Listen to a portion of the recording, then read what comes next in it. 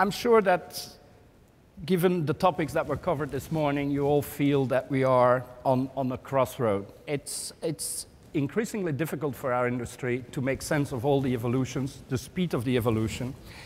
And this talk basically is trying to provide you some inspiration, some kind of guidance to move forward. It's a short summary of a book that was recently published by one of the Omnicom brands, which is PhD. And in your bag, you can find the coupon on how you can get a copy of that book. You know, when we look at the evolution over the last 40 years, from an IBM computer that was the size of an elephant to a chip that's the size of a fingernail in your smartphone with 500 times the speed and 500 times the capability of calculations, we don't have that luxury anymore. Yes, it took 40 years to get there, but what's coming next in the next 4 years is going to come at us at a much faster speed. And that's why the book's called 2016. Let's look a little bit, we're going to look through this in 3 different areas. First, there is infrastructure, then there is interface, and then I would like to talk about this crazy thing that's called the internet.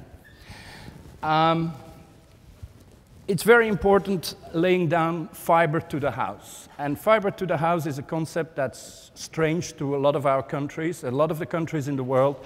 It's basically in South Korea and Japan that it's well developed. But it is something that we will see arriving in our countries towards 2014, 2015. And definitely what it's going to do is it's going to give us an easy access to the cloud, where basically all the computations will happen. So our devices will be mere mirrors or connections to the cloud. And of course, you know, you're going to be able to work with all the information that's in the cloud through the force of your browser, through Apple iCloud, and so forth. Next thing is that we will have TV screens that are connected. And that search will be over and beyond the connectivity that we already have by smartphones and tablets. So we predict that close to half of all TVs in the developed markets will have some form of internet connection by 2016. And that actually would open the door to new TV type of media owners. The Google, YouTube, because the conditions would be right. When there is enough fiber to the house, when the connections are fast enough, you would see Google YouTube being able to bid for the English Premier League or the Olympics or any other sport event or major event. And that will definitely make the environment change. You know, more interesting than that is we will start seeing embedded content. Now you watch TV as usual, but in the future you will be able to click on your TV, and there are already examples of that out in terms of Yahoo TV and so forth. It's a hidden layer, and some of you might have experienced it already. YouTube uses it from time to time. And you will be able to basically click on something and get information about something, the availability of something, or even make direct purchases. And conform to what the people from Ibope figured out in Brazil, we also believe that 28% of people are already watching TV with a social network connected to themselves. So they are watching TV with their tablet, they are watching TV with their phone. So expect TVs actually to be connected up to social overlays while using a secondary device like a phone or a tablet today, but ultimately the televisions will be connected to the social overlay directly. And an example of that is already in existence, where HBO has True Blood and Entourage as programs where you can socially interact directly with the directors, with the actors, and you can actually enhance your experience far and beyond just absorbing the content. But whatever the evolution occurs, what it will lead to is an increased amount of IP viewing. And IP viewing, actually what it means is that the content providers from today will now be able to tap into our likes, into what we are interested in, and have profile info, including tracking, IP usage, etc. So, you know, you wouldn't be surprised to hear about IP-based ad breaks, which would be personalized to basically everybody individually. Same thing would apply for, you know, about 30% of our smartphones and devices by 2016 and 50% of tablets. And I think 70% of the people today in the in 2016 in the developed world will have some form of a smart device. And that leads us to the next part, which is basically interfaces. And I'm cutting this a little short in the interest of time, but here are some very sexy developments, I think, that could be interesting from a media standpoint. The first is OLED, organic light emitting diodes. Basically what it means is that our television screens will be flat plexi panels. You can see through. It's also flexible and transparent. So that, in conjunction with what is called the miracle material of the 21st century, graphene. Graphene is a material that will actually allow our smart devices, which you now walk around with, can be rolled up in a cylinder the size of a pencil, or you can wear it around your arm, like a piece of jewelry. So any obstacle that today you experience to connectivity will disappear. There's also advanced voice recognition, and many of you know that, you know, Google Voice Search had definitely mixed reviews. But as the computation, again, is placed in the cloud, the thing becomes smarter and smarter and smarter, the more we use it. And that means that we are going to be able not only to use our phones or our smart devices to talk to other people, but we can also talk to the internet itself and tap in through voice to the capabilities of the internet.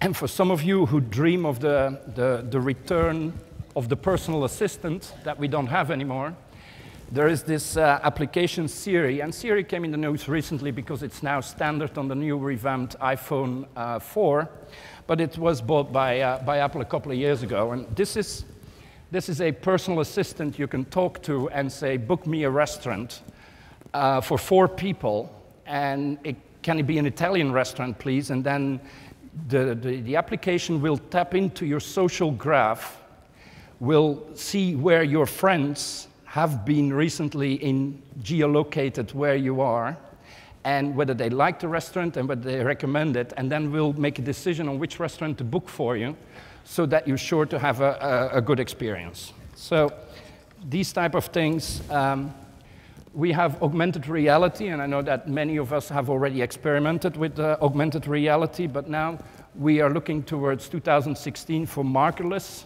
augmented reality, which will mean it will work through the camera instead of through the GPS positioning. So it's really in the early stages, this, but as it evolves, it will become increasingly important in marketing, because it allows you to basically draw people's attention to services, products that are available in whatever is in the camera lens.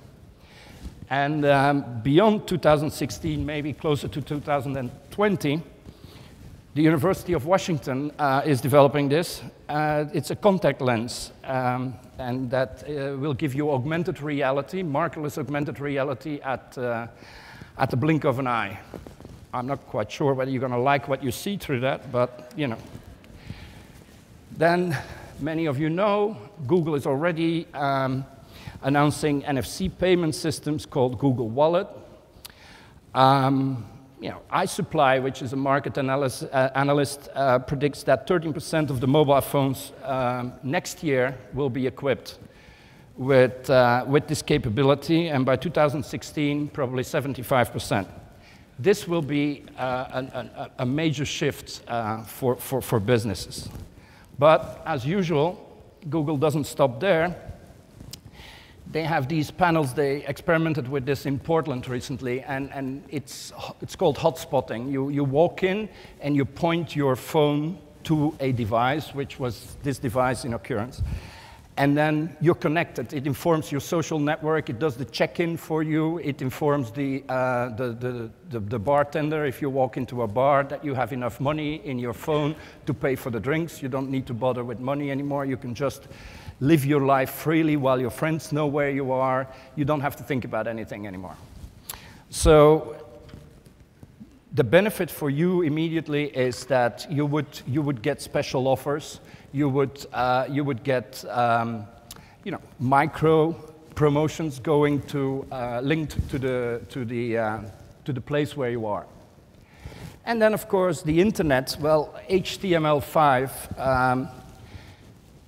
It's going to be very important in the evolution of the internet, and it basically turns the entire internet into a giant application.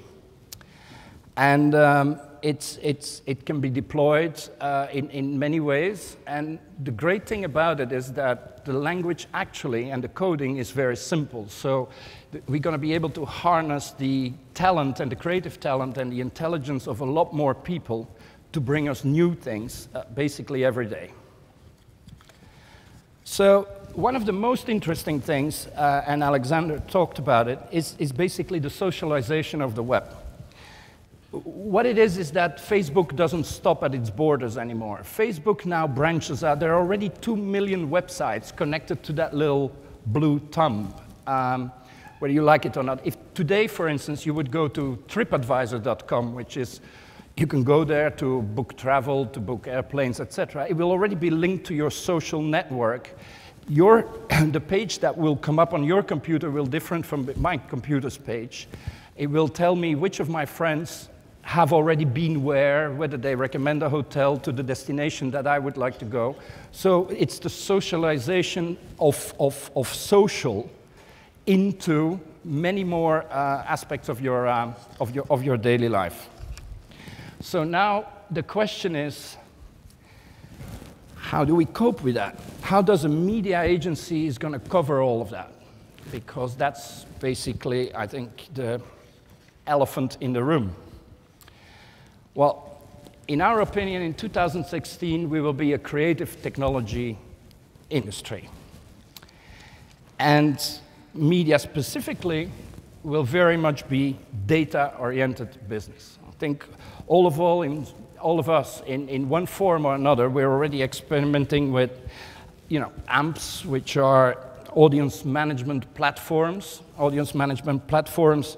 that would be combining real-time bidding in the media futures trade, media bidding software with data audience analysis, and planners will know real-time, how certain channels are working, performing, change flightings, and give us a huge level of visibility and control, something that we didn't have before. We will also, in our opinion, think that creative versioning, and yes, that's a verb, to version, meaning to place different versions of the same message in different apertures. The creative versioning is basically deciding which headlines work with which individual, in which context, or which graphic, or which promotion. And also incorporated in the AMPs I was just talking about, you will find sophisticated creative versioning technology.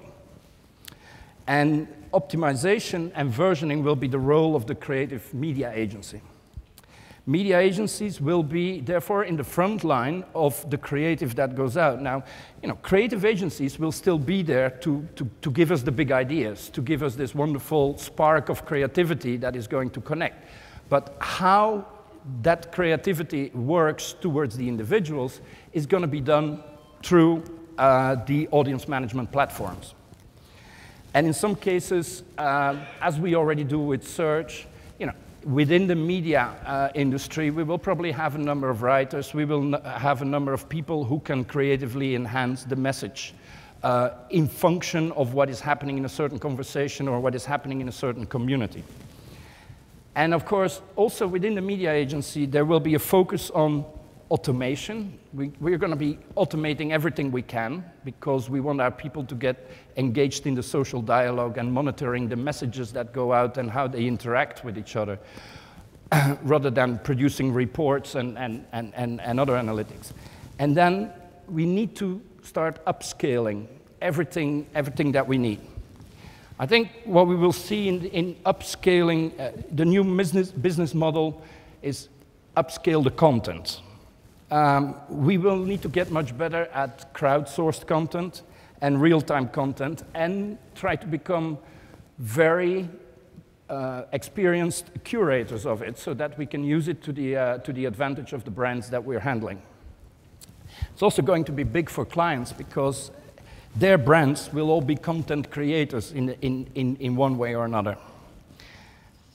The other thing that we are going to upscale, of course, is social, and you have seen the high quality of professionals that I've talked about, Facebook, Twitter, and LinkedIn. But campaign thinking is gradually going to disappear over the next couple of years. And it's going to be replaced by something we like to think of as always-on creativity. And because people are not going to stop commenting back to us and interacting with our brands. So in our agencies, we will find probably social teams that are going to be working through the night, like political campaigners do today, monitoring and moderating the total earned effect from a brand presence in the digital world. Social strategists, those are going to be the new superstars. Social strategists, they will be an essential part of the strategy team. They will have the ability to steer negative sentiments into positive sentiments, and not necessarily always with interfering with the conversation, but maybe just by connecting one community who says one thing with another community and let them fight out amongst themselves, or let certain consumers convince other consumers about the benefits of a brand. It's just that social is going to be baked in everything we're going to be doing.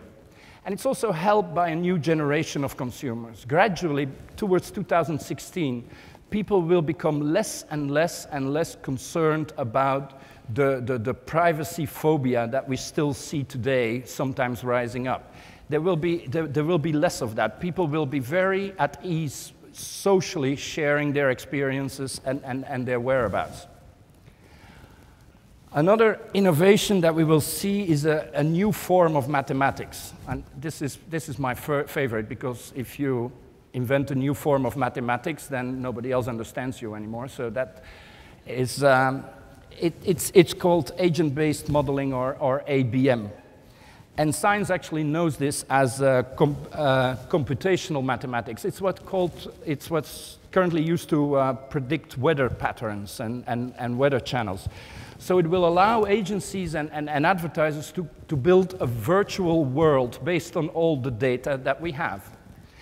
And you can start experimenting with it. You can then start feeding in real-time data from your campaign, and the entire modeling will become much more accurate as you feed in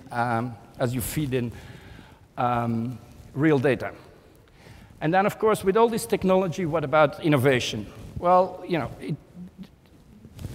with much more clarity of how our investments are working, there will be an increased interest how to generate disproportionate ROIs for our clients. Because we need to break the mold, and we need to stand out in the quality that we provide. That will be measured by ROI. So the creative technologist is basically the big change. And the creative technologist will bring an increased focus on new product development in our agencies, will bring, as I said, disproportionate ROI to our clients. And there will be a movement to upscale services under the influence of the creative technologists. So the upscaling that I just laid out for you today might actually be much further ahead by 2016 than we think it is. So when you go back to your offices after the conference and you start planning ahead for 2016, I think the message that we want to give you is that evolution is never going to be so slow again as it was in the past. And It's going to be a challenge for our industry to start planning for next year and the year after, while the present is still relevant, while we have to think about structuring ourselves for 2016, which is only for little years ahead. That's all I wanted to share with you today. Thank you.